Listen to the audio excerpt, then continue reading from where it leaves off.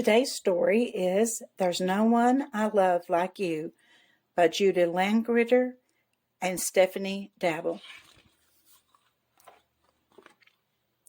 Brayden Bunny was very sleepy. It was late in the morning, and he still hadn't picked up his toys, washed his whiskers, or joined his sisters for their hippity-hoppity jumping jacks. Mommy Bunny said, "Come along, Brayden Bunny. It's time to get up." "I wish I could go live with my friends," mumbled Brayden. But bunnies have very good ears, and before you knew it, Brayden's sister's whiskers began to quiver. Mommy Bunny heard Brayden too, but her whiskers were perfectly still. "You'd like to live with your friends?" Mommy Bunny asked calmly. "Which friends are those?" "Missy Mouse, Benny Badger, Fipsy Squirrel, and Cousin Peppy," Brayden said, counting on his paw. "I see," said Mommy Bunny. "And you would rather live with any one of them?" It'd be fun," grumbled Brayden. "I wouldn't have to do chores." And with that, Brayden Bunny picked up his backpack and walked toward the door. He was very sad to see his sister sniveling, but now he felt he had to go. "Just you wait," said Mommy Bunny. "He'll be back. You'll see."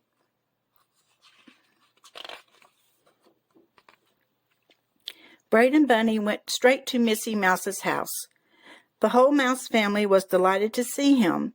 Mommy Mouse said, "I do hope you will stay with us." She ruffled his fur lovingly to make him feel welcome. "But she didn't scratch my ears like Mommy does," thought Brayden. There was delicious root pudding for lunch, and afterward Brayden played with Missy and her many brothers and sisters. They drew pictures, built towers, and played dress-up. "Ouch!" yelped Brayden suddenly. "What was that?" "Oh, you stood on a marble, that's all," said Missy. "I almost twisted my ankle," moaned Brayden. "There's so much stuff lying around. Don't you ever have to put your toys away?" "Nope," Missy shrugged. After a splendid meal of tender tulip bulbs, they sank sleepily into bed. During the night, Brayden needed to go to the bathroom. It was so dark, he stumbled over the dress-up clothes, knocked over the blocks, and on his way back, slipped on a crayon and scared Missy's brother. "Missy," said Brayden the following morning, "you will always be my friend, but I cannot live here with you. There are simply too many toys around waiting to trip up a bunny." All the mice waved as Brayden made his way to the next family. To the Badger family, that is.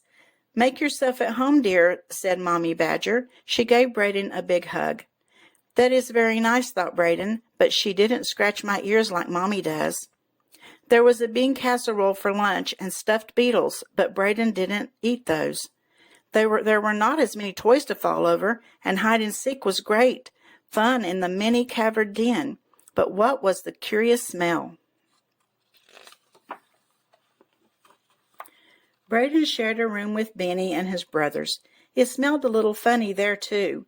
Come to think of it, Benny Badger always had a slightly unusual aroma.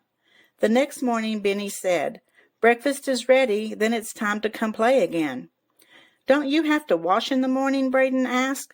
"Nope," said Benny with a laugh. "We never wash. Very occasionally we lick ourselves clean." "That explains the funny smell," thought Brayden. "It's our famous family perfume," Benny said. Benny said, "Brayden, you will always be my friend, but I cannot live here with you." Brayden quickly washed his whiskers in the stream, then went to Fipsy Squirrel. The whole family gave Brayden a merry welcome and brought him a snack of grated hazelnuts on a bed of oak leaves. Mommy Squirrel tickled Brayden's head. "But she didn't scratch my ears like Mommy does," thought Brayden. The squirrel's apartment was spick and span, and there was no funny smell. Brayden spent every minute playing and giggling with Fipsy. She showed him the many hidey holes where her family stored their food. Brayden would never find them by himself. Everything was absolutely wonderful, if only Brayden did not have to climb all the way up the tree to reach the squirrel's home. Even with Fipsy's help, it was simply too much work. Our Hippity Hop jumping jacks are nothing compared to this, thought Brayden. He said to Fipsy, "You will always be my friend, but I cannot live here with you." Brayden went on his way to Cousin Peppy's. He ran through the wide meadow and over the bridge until he saw his home. Auntie Grace took him in her arms. She is lovely, thought Brayden, but she didn't scratch my ears like Mommy does. How wonderful it was at Cousin Peppy's. There was nothing for Brayden to trip over, no funny smell, and no house up too high. Nothing was hard work.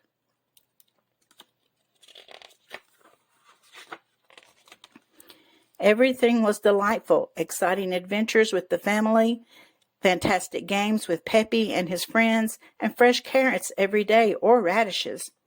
I'm staying here, thought Brayden, but there was a curious lump in his bunny throat. I'm staying here, thought Brayden, but there was an old tugging in his bunny tummy. I'm staying here, thought Brayden, but there was a strange stabbing in his bunny heart. By the next day, Brayden Bunny thought, everyone here is lovely to me. I don't have to do anything I don't want to do. I have everything I could wish for, yet there is something or someone I miss so very much. With a bound, Brayden seized his backpack, hurtled over the field, raced across the bridge, hopped at the top bunny speed through the wide meadow, and whizzed through the woods until he reached his bunny rabbit home and burst through the front door. Mommy, cried Brayden. Brayden, cried Mommy, you've come back. Mommy Bunny gave Brayden Bunny a big hug and scratched his ears, as only Mommy Bunny could. And Brayden Bunny was very happy to be home. That's our story today, boys and girls. See you tomorrow.